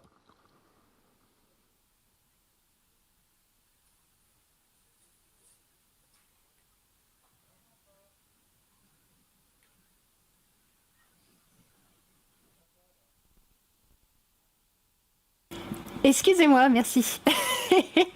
Merci. Non, ce que je veux dire, c'est que déjà, on en a beaucoup parlé, mais c'est les liens sociaux, évidemment. C'est de pouvoir retrouver ses amis, retrouver ses proches, ses amis, même des inconnus et des nouveaux amis potentiels dans le jeu vidéo. Alors là, on peut penser bien sûr au MMORPG, on peut penser à Final Fantasy XIV, ce genre de choses. Mais aussi, ça permet d'avoir des activités qu'on ne peut plus vraiment avoir depuis chez soi.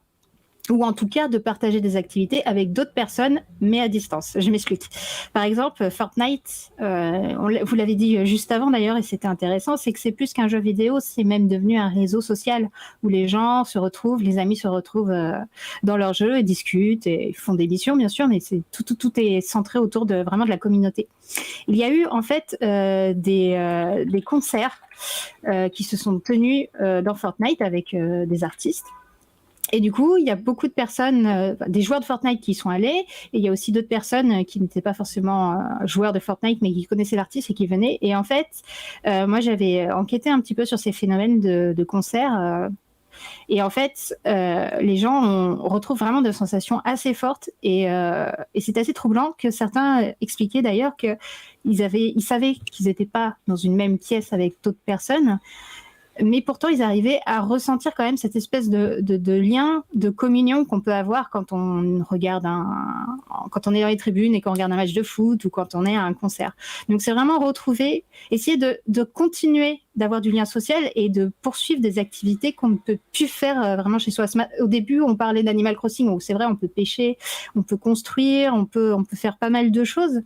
Mais il y a beaucoup de jeux qui en ont profité pour aller pour aller encore plus loin que d'habitude. Je pense aussi à Minecraft, où là, pareil, il y a eu des festivals de punk rock qui se sont tenus. Et dans Final Fantasy XIV Online, il y a carrément eu des joueurs qui assistaient voilà, encore des concerts. Et voilà, ça peut passer par là, par exemple. D'accord, donc des concerts dans les jeux vidéo, ça c'est vrai que c'est nouveau. Olivier Masson-Alimi, côté 1000DK, est-ce que vous pensez que le jeu vidéo qu'est-ce que vous pensez que le jeu vidéo peut nous apporter en pleine période de confinement, des apports positifs et puis pourquoi pas d'autres choses? Je pense, comme vient de le dire Camille, finalement, c'est vrai que le jeu vidéo est une activité qui génère beaucoup d'émotions, beaucoup de sensations.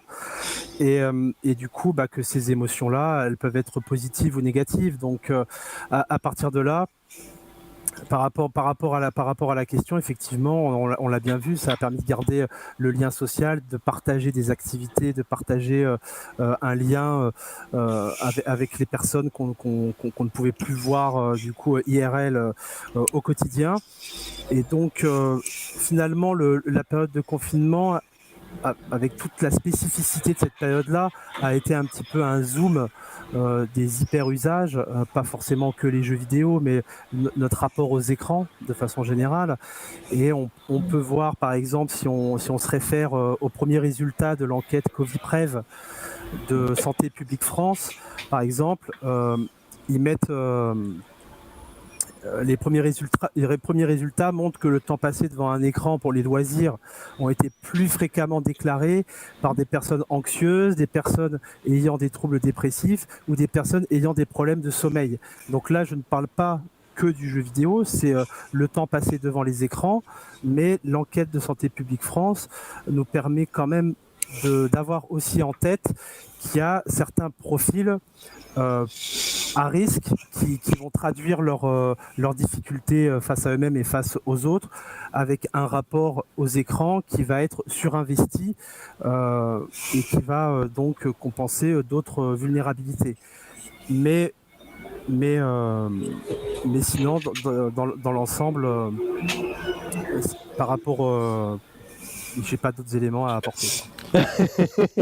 Eh ben, on a bien compris. Donc mais c'est bien d'avoir de la part de la 1000DK, ça peut changer notre image de cette mission interministérielle, de voir que y a du positif et que tu en témoignes.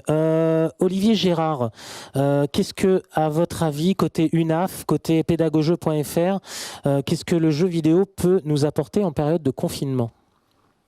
On en a déjà parlé. Donc effectivement, je dirais ce maintien du lien social, c'est quelque chose qui est assez fort. Moi, je réinsiste sur le fait que c'est aussi quelque chose qui a permis d'apporter moyen de passer du temps ensemble en famille, de faire en sorte que le confinement se passe plutôt bien. Nous, on est partenaire d'une étude qui est menée par l'Université de Lyon 3. Alors, c'est sur les écrans en général. mais la question des jeux vidéo est abordée et on a quand même plutôt l'essentiel des parents qui nous disent les écrans et en particulier les jeux vidéo par exemple ont été salvateurs, c'est-à-dire que ça a quand même été un élément qui ont permis de passer cette situation extrêmement complexe et ça faut pas l'oublier. Ça a été une période inédite, compliquée, complexe pour tout le monde. Alors il y a des personnes qui étaient plus vulnérables, mais on avait chacun des difficultés, des nouvelles difficultés qui sont apparues. Et je pense que le jeu vidéo a aussi permis en mettant aussi du divertissement, du fun, de l'amusement, de quelque chose de convivial, en gardant du lien avec les proches, avec les amis, avec la famille, ça a été quelque chose d'essentiel. Ça a été aussi un aspect qu'on n'a pas du tout évoqué, le e-sport, le sport électronique, qui a quand même occupé une place particulière, qui a aussi permis à ceux qui avaient une appétence pour le sport de garder quelque part un lien avec cette communauté sportive à travers des transformations de sports habituellement physiques vers des sports en ligne. Donc je pense qu'il faut vraiment voir que le jeu vidéo a, je crois, beaucoup apporté. Après, il a aussi apporté des difficultés. On l'a dit, sur le temps de jeu, pendant le confinement, mais après le confinement également. Des difficultés aussi autour des contenus. Des difficultés aussi, c'est intéressant, autour du partage d'équipements, parce que toutes les familles n'étaient pas suréquipées. Parfois, les familles n'avaient qu'un équipement à partager. Ça a pu créer des tensions. Donc voilà, il y a eu des effets extrêmement positifs. Et globalement, nous, ce qui ressort, et c'est peut-être le message important à avoir en tête, parce qu'évidemment, c'est normal de plus mettre le focus sur ce qui ne va pas, sur les effets psychosociaux qui ont posé problème, mais que globalement, le regard sur le jeu vidéo ou la place du jeu vidéo, ça a été plutôt vécu de manière très positive pendant cette période. Et ça, faut bien l'avoir en tête, même si, bien sûr, qu'il y a eu des tensions, même qu'il y a eu des difficultés, qu'il y aura des difficultés dans un certain nombre de familles, globalement, ça a été quand même plutôt quelque chose de très positif. Eh ben, merci Olivier, surtout d'avoir parlé de positif et de jeux vidéo. C'est vrai que même si les médias commencent un peu à s'y mettre, c'est vrai que ça fait plaisir à entendre. Vanessa, donc pour conclure, plus par rapport du coup sur nos rapports aux jeux vidéo, sur l'impact du jeu vidéo, est-ce que parce qu'on a joué trop à Pac-Man va venir nous manger dans nos rêves? Et enfin, est-ce qu'on se repose des questions, et notamment point de vue psy, sur l'incidence des jeux vidéo sur notre construction un peu cognitive, la façon dont on perçoit le monde extérieur, la façon dont on perçoit les autres et comment on gère nos relations interpersonnelles, comme si le jeu vidéo venait faire un nouveau Tetris dans notre tête. Est-ce que tu peux compléter ça, donc voir si on se repose des questions sur notre rapport aux médias, savoir si le média a de nouveaux impacts sur notre individualité et enfin si le média a des incidences sur notre construction un peu psychologique. Alors là, il y a beaucoup de questions dans la question et j'avais envie de compléter sur la question d'avant. Donc, je ne sais pas si je vais me rappeler exactement de tout ce que tu as demandé, Peter, sur ces dernières questions. Je vais juste faire une petite digression. Dans la liste des jolies choses qu'on a pu observer dans les jeux vidéo, il y a Habbo aussi, H-A-B-B-O, qui a fait son grand retour. C'est un jeu qui était un peu oublié sous des formats un peu cartoonesques. Et dès que le confinement est tombé, il y a des salles Covid-19 confinement qui sont apparues où tout le monde se donnait rendez-vous pour aller en discothèque dans Habbo, pour aller dans des bars dans Habbo. Enfin bref, la salle confinement a généré énormément de joueurs et c'est assez rigolo quand même de voir à quel point on a cherché à reproduire notre vie tangible en fait dans des espaces dématérialisés, que ce soit dans Fortnite ou Minecraft comme le disait Camille, dans Habbo et dans plein d'autres espaces, Animal Crossing, etc. Il y a un point aussi que j'ai trouvé intéressant au niveau des profils du sport. Olivier Gérard en parlait.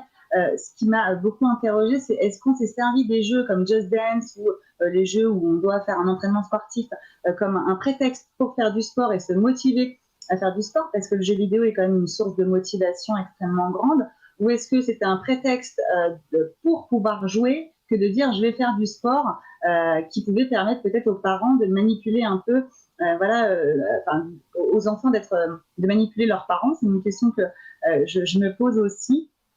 Il y a aussi beaucoup d'expériences très jolies que j'ai pu voir avec la dématérialisation de jeux de société, par exemple les Trivial Pursuit, les Monopoly, il y a plein de manières de pouvoir jouer en ligne aussi à distance. Alors, est-ce que c'est un jeu vidéo à proprement parler? Ça peut être une question à se poser. Mais j'ai vu des enfants jouer avec leurs grands-parents à distance et du coup permettre de sortir de l'isolement des personnes fragiles, isolées. Et j'ai trouvé que ça, c'était extrêmement chouette aussi. On n'en a pas beaucoup parlé de cette manière, notre capacité créative aussi à nous adapter grâce à des outils qu'on a tous dans nos poches, qu'on décriait un petit peu par moment et qui nous ont permis finalement, en fait, du jour au lendemain, d'être dans de la survie mentale. Et du coup, ce que j'ai pu observer par rapport aux jeux vidéo, c'était vraiment que ça nous a permis de nous rassurer. Je l'ai déjà dit tout au long de mes réponses, mais se rassurer, maîtriser aussi une situation, parce que dans le jeu vidéo, on est dans la maîtrise, on est dans le contrôle, on peut refaire autant qu'on veut des niveaux, on est dans tous les cas bon, même quand on perd ou quand on est mauvais, le jeu vidéo nous dit super, refais, recommence, réessaye encore, donc on est toujours valorisé dans les jeux vidéo. Donc maîtriser une situation alors que tout nous échappe dans le réel, comme ce qui se passait pendant le confinement, c'était aussi vraiment une belle porte de sortie pour pouvoir maintenir quelque part une sorte de stabilité dans notre état psychique et notre santé mentale. Et ça, je trouve que c'est important aussi de pouvoir le souligner parce que ça peut être une bonne prévention justement des troubles psychiques, une bonne prévention des risques de santé mentale. Et du coup, j'ai oublié complètement, je suis désolée Victor, tes questions. Qu'est-ce que ça a changé dans notre construction? C'était ça tes questions. Attends, si tu veux, je peux reprendre rapidement. C'était de savoir, et puis ça nous servira un peu d'aller vers la conclusion de cette table ronde, savoir si on réfléchit de nouveau au rapport qu'on a avec les jeux vidéo en tant qu'individu, hein, pas forcément en tant que groupe ou communauté, c'est-à-dire le rapport qu'on a très personnellement aux jeux vidéo. Est-ce qu'on est en train de réfléchir là-dessus, de se reposer des questions? Est-ce qu'on se repose la question de l'impact des jeux vidéo grâce ou à cause de cette période de confinement très particulière?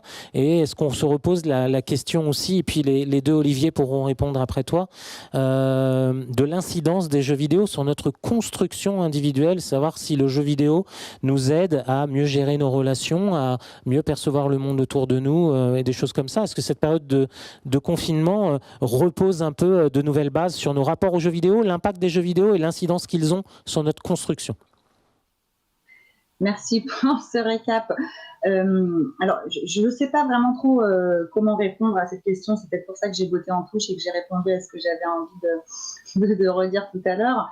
Je crois qu'il est peut-être un peu trop tôt pour savoir comment on va se repositionner réellement par rapport à tout ça. On n'est pas encore vraiment sorti de cette crise sanitaire. On ne sait pas s'il y aura de nouveau une période de confinement plus tard ou pas. Je crois qu'on est encore beaucoup dans cette angoisse et cette espèce de tentative de survie pour l'instant. Donc, je ne sais pas si ce curseur, on peut réellement bien le repositionner pour l'instant. Je n'ai pas vu énormément, moi, de réflexion autour des nouveaux impacts que le jeu vidéo pourrait avoir sur nous. Mais par contre, dans 6 mois, on aura sûrement un peu plus de recul sur tout ça et voir si ça a modifié quelque chose justement dans nos constructions, d'avoir eu autant de ventes supplémentaires de jeux vidéo, ou est-ce que finalement, le fait qu'il y ait eu énormément de ventes de jeux vidéo n'a strictement rien changé d'un point de vue individuel et que du coup, on pourrait peut-être passer à autre chose et arrêter certains clichés comme quoi le jeu vidéo aurait tel ou tel impact sur les individus, parce que bon, il semblerait avec toutes les études que ce soit pas le cas, en tout cas pas d'un point de vue négatif, pas de passage à l'acte. Par contre, est-ce que les excès vont perdurer? Est-ce qu'on aura pris l'habitude d'être tous sur des écrans et que finalement on va continuer à y passer plus de temps? Est-ce qu'on va se rendre compte que ça peut vraiment nous aider d'un point de vue éducatif et pédagogique? Parce que les profs se sont beaucoup appropriés aussi la continuité pédagogique, les outils à distance et les jeux vidéo notamment. Discord énormément aussi, donc des outils qui sont dans la sphère jeux vidéo. Donc ça pourrait être intéressant demain, quand je dis demain, dans 6 mois, peut-être de faire un peu le point sur tout ça. Mais je ne serais pas vraiment capable de répondre pour l'instant si tout ça va nous avoir vraiment fait réfléchir ou si on a une bascule ou pas. D'accord. Bah écoute, on avait, c'est vrai, déjà beaucoup répondu à ces questions, comme tu l'as souligné. Pour conclure, ça va être vos dernières interventions. Donc on va repartir avec Olivier Gérard de l'UNAF et du projet pédagogeux.fr. Du coup, effectivement, vous avez parlé de peut-être d'études qui sont en cours. On attend le retour d'études du jeu vidéo pendant le confinement.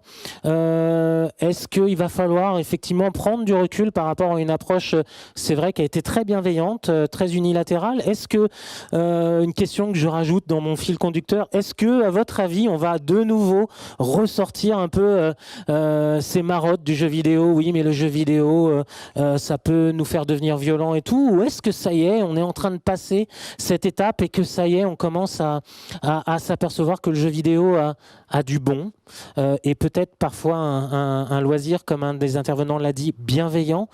Et enfin, en toute question, pour nos intervenants qui représentent la 1000DK, l'UNAF et pédagogeux.fr, savoir si vous, ça a refixé de nouveaux objectifs, si ça a réglé vos focales, si vous avez changé un peu d'angle de vue. Alors Olivier, c'est à toi de commencer ta conclusion sur les réflexions de l'après-confinement.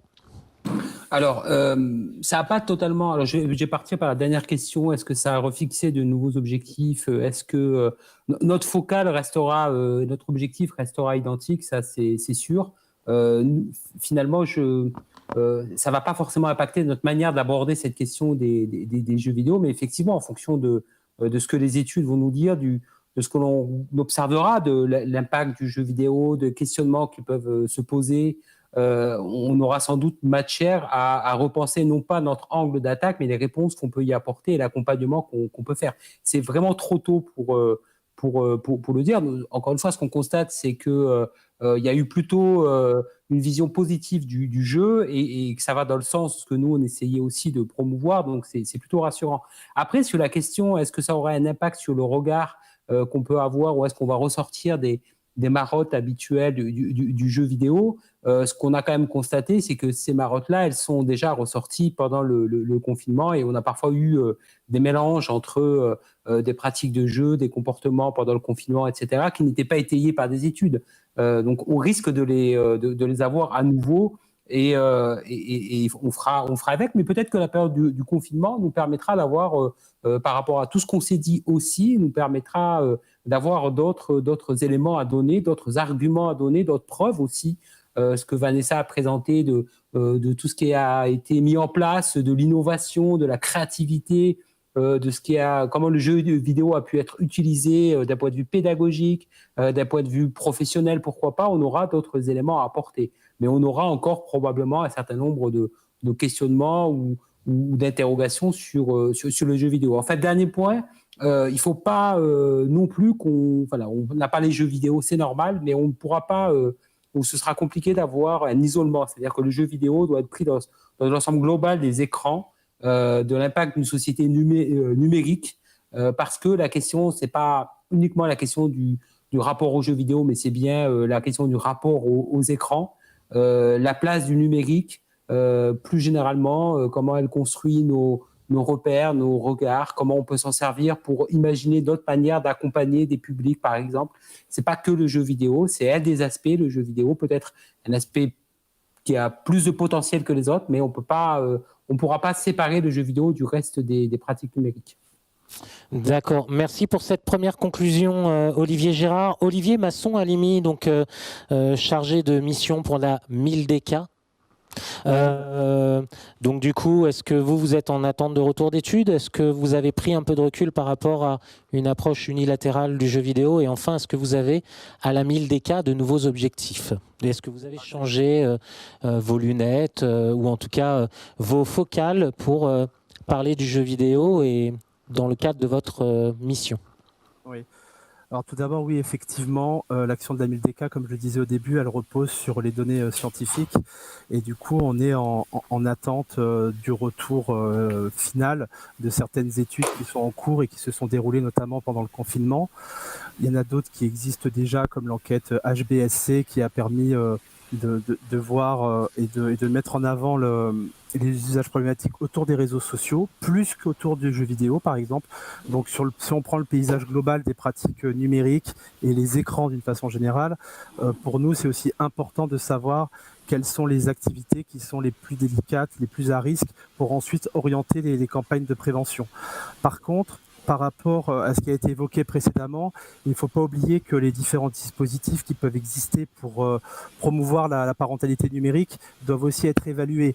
Et il est important de penser à l'évaluation scientifique des dispositifs qui existent pour vraiment affiner au mieux quels sont les programmes et les projets qui sont à mettre en avant pour outiller à la fois la société civile, le grand public, mais aussi venir en aide aux personnes les plus fragiles. Par rapport à l'approche, si on avait eu par exemple une approche unilatérale, je pense pas. Au niveau de la MILDECA, au sein de mon poste, donc je suis en charge des pratiques numériques. Donc c'est à la fois la prévention des hyper-usages, des usages problématiques relatifs aux écrans, dont le jeu vidéo, mais pas seulement. Mais il y a aussi un autre aspect, c'est la prévention 3.0, la e-prévention, la prévention numérique, c'est-à-dire le fait d'utiliser ce que j'appelle la rue numérique pour pouvoir délivrer un message de prévention, de l'information auprès du public ciblé lors des campagnes. Et à ce titre, tout à l'heure a été mentionné Abo, et par exemple il y a quelques années, il y a une association qui vient en aide donc aux jeunes consommateurs de produits stupéfiants et de cannabis. Ils avaient mis en place une CJC, donc une consultation jeunes consommateurs sur Abo. Donc les jeunes se connectaient, ils pouvaient échanger avec des professionnels de santé sur leur consommation. Et je pense que jusqu'à présent, on a abordé le jeu vidéo comme un objet de loisir, ce qui est le cas, mais on doit aussi l'aborder comme un moyen de prévention supplémentaire. Et à ce titre, je pense qu'il est important de souligner l'initiative de l'Enfant Bleu qui a permis, à travers Fortnite, de contribuer au signalement de violences intrafamiliales. Donc pour résumer, je dirais qu'une approche unilatérale encore moins qu'avant, mais par contre de davantage investir les lieux de vie numériques, les jeux vidéo, les réseaux sociaux, pour aussi contribuer à un message de prévention auprès des publics ciblés. Eh bien merci, donc on a retenu effectivement que le jeu vidéo n'est pas qu'un loisir, mais aussi parfois un lieu de rencontre, comme le disait tout à l'heure Camille, par rapport au concert. Camille, une conclusion par rapport à cette table ronde, et puis aussi, est-ce que en termes dans la rédaction de jeuxvideo.com, vous êtes aussi en attente de retour d'études sur le jeu vidéo pendant le confinement? C'est vrai qu'on a peu de données scientifiques encore. Est-ce que, du coup, on en a parlé, tu en as parlé un peu tout à l'heure, le fait qu'il y ait cette période très bienveillante pour le jeu vidéo. Et enfin, est-ce que vous-même, chez jeuxvideo.com, vous avez défini de nouveaux objectifs pour parler de jeux vidéo, ou en tout cas d'aborder le côté plus social, ou en tout cas ce que le jeu vidéo a permis pendant le confinement en termes de points positifs? Ah, je pense quoi. Le micro, encore. Oui. Ça a permis du coup de redorer un peu le blason du jeu vidéo. C'est vrai que souvent, quand on en entend parler, en tout cas dans les médias généralistes, c'est souvent un petit peu pour pointer du doigt ses dérives. Là, c'est vrai qu'on a eu beaucoup de témoignages, d'interventions dans certains jeux, comme je le disais tout à l'heure, avec des concerts, même si ça existe déjà depuis plus longtemps. Mais là, on s'est vu se répéter, et aussi un peu pour remplacer, on va dire, des événements physiques, les replacer dans les jeux vidéo pour toucher en plus à un public super large, puisque si vous avez le jeu, c'est gratuit, bien sûr, et il n'y a pas besoin de se déplacer. Je pense que il va y avoir un impact, et qu'il va y avoir de plus en plus de ce type d'événements, pas forcément pour remplacer les événements physiques. D'ailleurs, on l'a vu d'après quelques témoignages que ça vient plus compléter, on va dire, une expérience plus que de la remplacer. Les sensations peuvent se rapprocher, mais ne sont pas les mêmes. Et du coup, là, je pense qu'il est encore trop tôt pour vraiment avoir des études qui vont nous permettre vraiment d'expliquer, de prendre le recul nécessaire. Je pense qu'il va falloir patienter un petit peu, surtout qu'on ne sait pas encore vers où on va. Est-ce qu'il y aura une autre période de confinement? Est-ce que ce genre est-ce que le confinement va devenir de plus en plus... je vais y arriver. C'est que, est-ce qu'il va y avoir d'autres moments de confinement aussi par la suite? Comment on va gérer? Ce qu'on a vu, c'est que le jeu vidéo, ça a été un très bon outil pour les parents, on l'a vu, et aussi un moyen aussi de s'évader, de garder des liens sociaux qui est absolument très très important dans cette situation-là.